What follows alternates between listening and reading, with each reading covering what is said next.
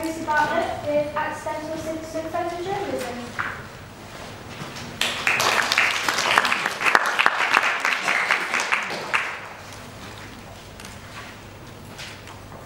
In the last few decades, citizen journalism has had a substantial role in how stories are visually represented in the news. Citizen journalism forms part of citizen media and is defined by Joe Bartlett as when the people formerly known as the audience employ the press tools they have in their possession to inform one another. There has been a huge shift in how we consume produce news, which Samira Richley argues is because it has been fundamentally changed by new technology. In this digital age, how we understand news stories and events and how they are represented has altered because of the way now anyone has the potential to have an image or video they have taken to be seen globally in a short period of time. In this talk, I am to focus specifically on the idea of citizen photojournalism and consider how accidental citizen photojournalism has had an effect on contemporary media. Members of the public, who are not necessarily media trained, have documented major global events, especially in the past decade.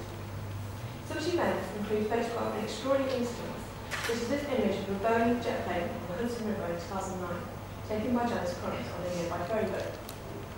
The image, showing a jet in the middle of the river, was framed in a way that the entire plane was not completely shown, and water drops from the favourite window he was behind are noticeable, indicating it was taken by an onlooker. Citizen photojournalists have also documented natural disasters, such as this image of a looming wave from the Malaysian tsunami in 2004, taken by tourist Eric Skitsy. This fairly gritty image was taken mere moments before the wave, which killed over 230,000 people in 14 countries. As these two examples convey, some of the most iconic images of significant events in the last few years have been produced by ordinary people on their camera phones. Anybody has the potential to be a citizen photojournalist. On the 23rd of November 2014, a fire broke out at Charing Cross Underground Station in London. Although the fire, in comparison to my other examples in this talk, could be considered a minor incident, it still made the news. The image that was predominantly used by TV stations and news conglomerates the most for the story was an out-of-focus video which was uploaded to Twitter and Instagram by Vincenzo Menor, CEO of the beauty company Soap & Glory. Contacting Mr. Menor directly, I asked him to describe the experience of seeing the video he took become so popular on the internet, in which he replied, "Quite an experience to see how fast it goes viral." It is clear that Menor's intention was not to be a photojournalist, but simply to share his experiences by his online networks. What allowed Mr. Menor to make a documentation of this event was his phone. Tom Ang claimed that by late 2013, about 1 in 5 people in the world own smartphones. So over 1.4 billion people carry an internationally connected camera at all times. The camera phone becomes a tool that records and is capable of sharing content instantly and can be seen on a global scale. Right to varied hands that claim that the camera phone, in addition to the internet, are a new means to reveal things as they are. We can see the world in ways we couldn't before their invention. Although citizen photojournalists are most likely to use mobile devices to take images and videos on, it's how they distribute and publish such content. Social media is easy, free, and most importantly, up to the minute. A picture can speak in ways words cannot, as there is no language barrier for being able to understand the image rather than it is showing. The way we disseminate information is rapidly different to the way we do printed media, and this is no small part of the internet and the camera phone. Anyone can upload to major networks such as Twitter, Facebook, and YouTube, with the prospect of seeing their content shared and retweeted in an instant, even going viral before their very eyes. In citizen journalism with global perspectives, it is argued that during times of crisis, some people feel compelled to take photos to document events as they unfold, stating also that it is even therapeutic by doing so. This suggests that the users naturally upload such content as a release, as opposed to doing it for the sake of journalism. Iconic images from the terrorist attacks in London in July 2005 was this image taken by commuter Alexander Chadwick. It records the moment he and fellow travellers had to evacuate the tube by walking down the train lines. The image is poorly lit, heavily noisy, and it is impossible to distinguish faces. Only outlines of bodies moving along the lines and the electric wires under the wall are visible. The image communicates the daunting situation in ways professional press photographers simply could not. Chadwick uploaded this to Flickr, and he was contacted by the New York Times newspaper which used the image on its front page the following day. Media companies are making most amateurs in the content they produce. Their objective is to collect information and sell content that will attract an audience and boost readership. As with Chadwick's image, it becomes more about what the image represents as opposed to who was behind the camera. Leading on from this, the content citizens produce, showing the things we wouldn't have access to otherwise, represent part of an event. Photography writer Jerome Bartlett argued that digital photographs tend to signify concepts. In regards to citizen photojournalism, with the images that citizens create and publish, it's more about the idea or the concept of the video or the image as opposed to aesthetic qualities, which would be deemed for if they were taken by a professional.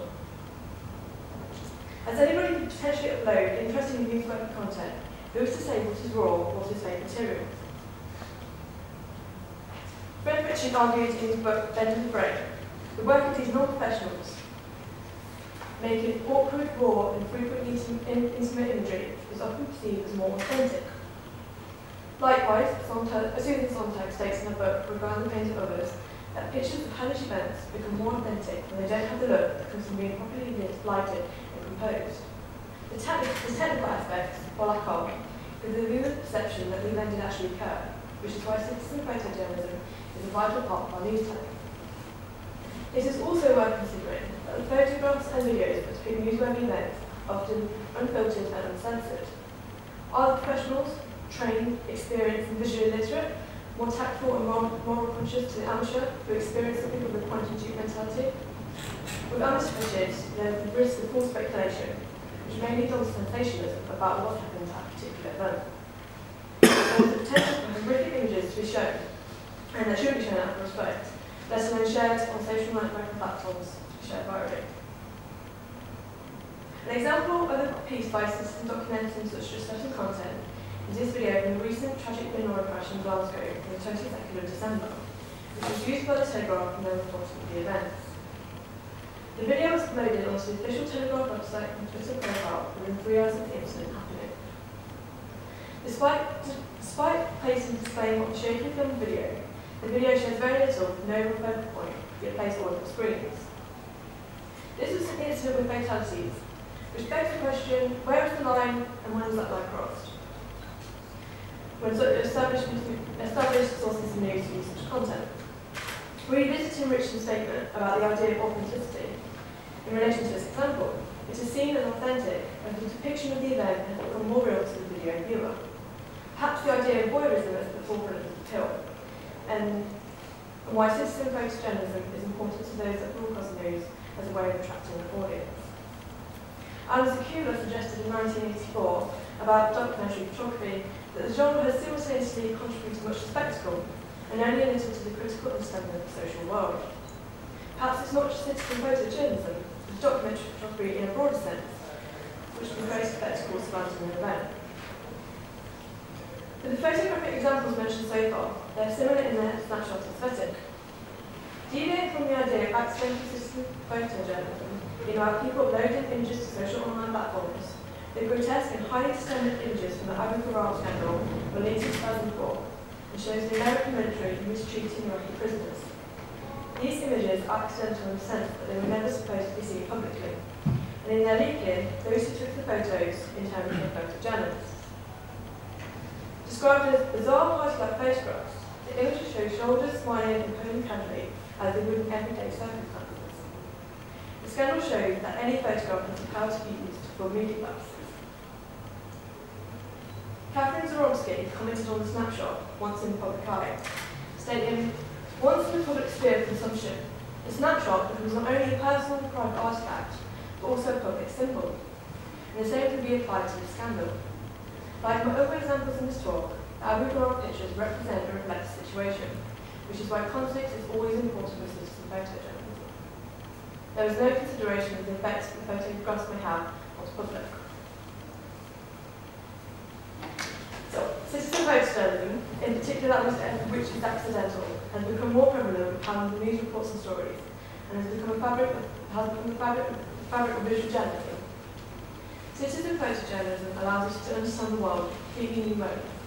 Our news sources are not just showing content created or sourced by media professionals, using content from those who are consumers of news. A professional cannot compete with images and videos created by a bystander who just happens to be at the right place at the right time. The fact that citizens can now produce content that is used by major news sources is a remarkable breakthrough that deserves greater recognition. Although issues surrounding censorship need to be addressed by social media networks and media companies where possible. Furthermore, the accountability of these images and videos from unauthorized citizens needs to be taken into consideration for those who distribute them, as context may be lost. We have the capability to document events we do not have if camouflage were not such wide circulation. Without the content citizens produce, how we perceive and remember events would be very, very different.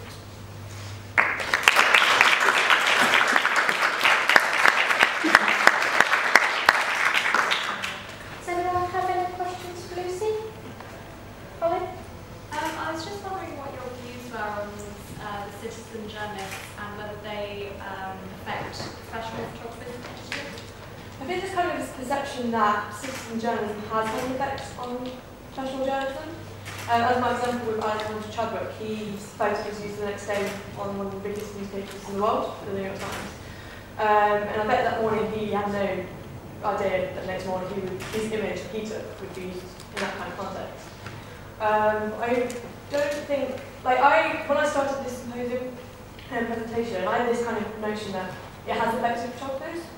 And really now, kind of journalist research, I don't think it has. I think it's professional, there's this kind of idea as well that professional photography, like journalism, is going to be eradicated and there's no need for it anymore, and I think that's completely wrong. If that was the case, then all the images we see would be by citizens. So there is that need for professional photography. How did you go about, or where did you find the guy that you interviewed?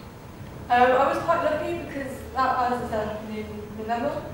So at this point I became a bit more aware of citizens' photographs used in the media. So that was actually on Twitter, the hashtag Charing Cross was trending. And I noticed that every single photo was the photo he took. And it was used by BBC, Sky, literally all the big news companies. So I just saw his name that was printed at the bottom of the photo.